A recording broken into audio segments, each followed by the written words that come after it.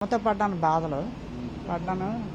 ఆ దరిద్రం వదిలిసిన దానిపదరికి నేను తింటే తింటున్నాను, లేకపోతే ఇంట్లో పడి ఉంటున్నాను. మళ్ళీ ఈ తలలో కూడా వచ్చింది. ఏం చేస్తాను? అంటే మీతో కాంటాక్ట్ అయ్యి ఎన్ని రోజులైంది అసలు మిమ్మల్ని కలవడం కానీ కాంటాక్ట్ అయ్యింది? ప్రత్యేకంగా ఆడి మట్టుకు ఆడే బతుకుతున్నాడు సార్. నా బట్టి నాడే బతుకుతున్నాడు. ఆడు ఏనాడైనా డబ్బులు అంతకుముందు ఒకసారి అడిగాడు, లోన్ పెట్టి ఇచ్చాను డబ్బులు. ఆడు అడిగితే నేను ఇచ్చాను, కానీ నేను ఆడిని అడగను. ఆడిచ్చినా నేను తీసుకోను.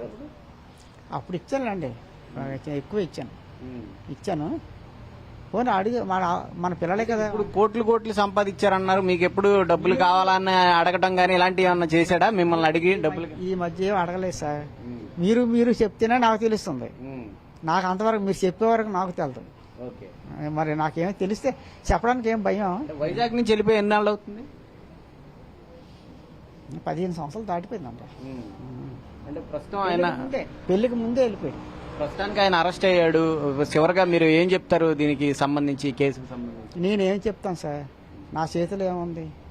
నాకు పోలీసులు అరెస్ట్ చేశారని మీరు చెప్తే చూశాను, తర్వాత యూట్యూబ్లో చూశాను. అంటే వెళ్తారా మీ అబ్బాయిని పలకరించి? నాకు ఇల్లు అంత శక్తి లేదు, ఆరోగ్యం లేదు సార్. నాకు 5 రకాల జబ్బులు ఉన్నాయి అక్కడ. నాకు తిన్నంతకు తిండి లేదు. ఏదో అరేంజ్మెంట్ చేసుకుని తిన్నాను. అలా కర్రీ పాయింట్ తెచ్చుకుంటే వాంతులు వచ్చేస్తాయి తింటే. ఏం చేస్తాం? మధ్యాహ్నం ఉదయం పెరుగన్నమే తిన్నాం. అదే గతి. మరి అది తినకపోతే పస్తుండాలి. తినకూడదు, షుగర్ ఉంది, పెరుగన్నం తినకూడదు అంటున్నారు. మరి అదే గతి. మరి ఏం చేస్తాం? మీరు వెళ్ళరా మీ అబ్బాయిని చూడడానికి, అసలు ఏం జరిగిందని అడగడానికి కూడా? సార్ నేను వెళ్ళలేను, వెళ్ళాలన్నా వెళ్ళలేను. హైదరాబాద్ మన రాష్ట్ర మన ఇది కాదు కదా. విశాఖపట్నం అంటే అన్నీ తెలుసు నాకు వేరే జిల్లాలు రాష్ట్రాలు నాకు వెళ్తాను. నేను వెళ్ళలేను. ఎవరైనా తీసుకెళ్తే ఇప్పుడు పెళ్లికి వెళ్ళామని ఎలా వెళ్ళారు అని అడుగుతారు అనుకోండి. ఎవరైనా తీసుకెళ్ళి మా మాయాలు ఉన్నారు, మా మాయాలు పిల్లలందరూ హైదరాబాద్లో ఉన్నారు. మా మాయకి తెలుసు హైదరాబాద్ అంతా. వాళ్ళతో పాటు ట్రైన్లో దిగాము. ట్రైన్ నుంచి హైదరాబాద్ సికింద్రాబాద్లో దిగాము. అక్కడి నుంచి బస్సు వేసాడు. బస్సు వస్తే బస్సు ఎక్కి తిన్నగా అక్కడ కళ్యాణ మండపంకి వెళ్ళిపోయాం. అంతవరకు వాళ్ళు తీసుకెళ్తే నేను వెళ్దాం, కానీ నేను తీసుకెళ్ళి చట్టపరంగా చర్యలు తీసుకోవడమే ఉత్తమని చెప్తారా? మనము చెప్పేది అంత పెద్దవాళ్ళం కాదు. మనం చెప్తే వాళ్ళు చేసేంత ఇది కాదు. మనం నిమిత్తం మాత్రం సార్. మనం ఏం చేస్తాం? వాళ్ళు పోలీసులకి మనం చెప్పినంత పెద్దవాళ్ళం కాదు.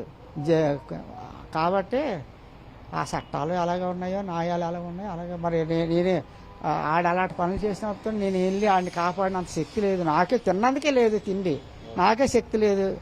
మీరు వచ్చారు కాబట్టి ఇలా మాట్లాడుతాను. ఇప్పుడు వచ్చి తినలేదు, తెల్లారులేసి ఏం చేస్తాం సార్?